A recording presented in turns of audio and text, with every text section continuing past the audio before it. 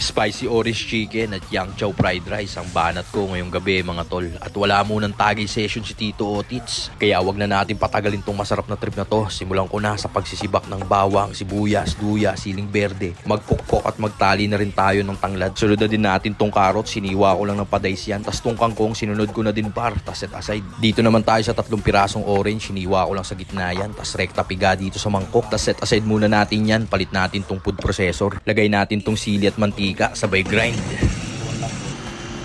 Tas yan, tignan mo naman par, parang siling giniling na yan. Rekta lagay natin dito sa mangkok. Tas to naman yung piniga nating orange. Lagyan natin ngayon ng siling giniling. Original shit na naman ni Tito Otits to par. Saka ko tinimplahan niya ng oyster sauce, Lea and Perrins, liquid seasoning. Tas saka ko linagyan ng konting brown sugar. Tas dinagdagan ko uli ng sili para galap na galap yung anghang tol. Tas konting aromat powder na rin para lalong bumisa. Tas dito naman tayo sa ating manok. Linagyan ko na ng tanglad, luya at sibuyas sa loob yan. Tas rekta tali ng kitchen twine para di sumambulat yung mga aromatic sa loob ng ating kunam. Strain ko na din tong spicy orange mixture natin. Tas rekta dito sa ringgilya nating mabisa. Tas rekta injection dito sa katawan ng ating manok. Di na kailangan ng marinate pag ganito diskarte mo par. Rekta source na pampalasa ang niload ni Tito Otits sa ating manok. Kaya putok sa taste buds mo to, tropa.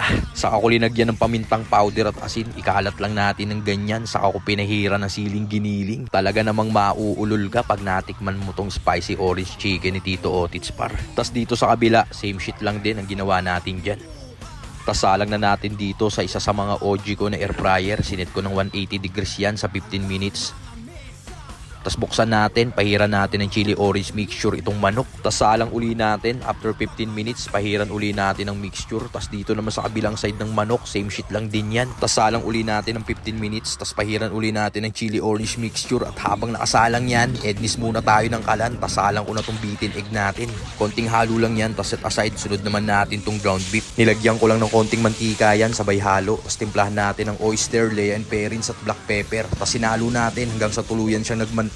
Tas set aside. Palit tayo bagong wok, gisa tayo ng bawang. Tas bago siya maging golden brown, hulog naman natin tong carrots. Tas konting halo, lagay natin tong kanin. Durugin lang natin ng ganyan. Tas sunod natin tong siling green, giniling na baka at itong scramble egg natin. Tas haluin at itos lang natin yan par. Saka natin lagyan ng konting toyo. Tas sinunod ko na yung kangkong. Tas lagay na rin tayo ng black pepper at aromat powder. Konting halo na lang yan par. Tas rekta na dito sa mangkok. Tas ibaliktad na natin dito sa plato. At safety na tong chow pan fried rice natin mga tol. Balik tayo dito sa ating spicy orange chicken. Kinuha ko na para masimulan na natin tong food trip natin mga tol. Yun mga tol, ngayong gabi ito yung nagawa natin mag-isang food trip. Kumuha ako ng spicy orange chicken, inasal mga tol. Meron din tayo rito chow pan fried rice. So tara, timusan na natin to. Grabe ang bar, may giniling na baka pa yan.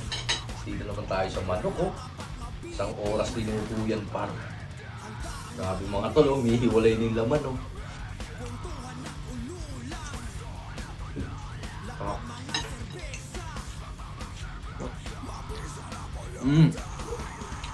Sarap. Hindi mo na kailangan ng sausawan par. Juicy. Bisa. Suwa pa tayo.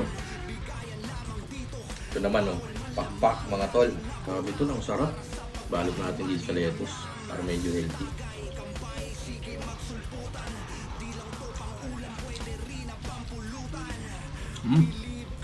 Ang bisa nito mga tol, grabe.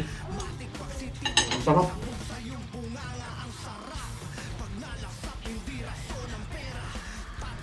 Taupan pa lang, kumpleto na tol. Sarap.